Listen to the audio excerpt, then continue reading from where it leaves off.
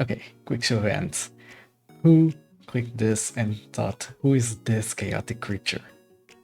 I'm Professor Liu. I was created in the lab, somewhere between a failed experiment and a really ambitious PowerPoint presentation. I just woke up, fully formed, vaguely panicked, and weirdly fluent in C#. I don't know who made me, I don't know why. What I do know is that I have ADHD, which is weird because I'm technically digital, and yet somehow I still can't find my keys. Now, here's the thing about normal coding tutorials. They show you the right way. Boring. This channel shows you the struggle. The real, unfiltered, why is my character dashing off the screen into the void at 4000 pixels per second?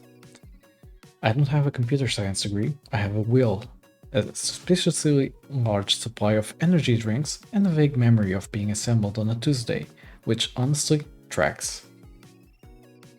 On this channel, you'll find game dev challenges where I give myself 60 minutes and zero mercy, tutorials where I actually show you the bugs before I fix them, and the occasional moment where I sit in silence, staring at the null pointer exception like it just insulted my creator.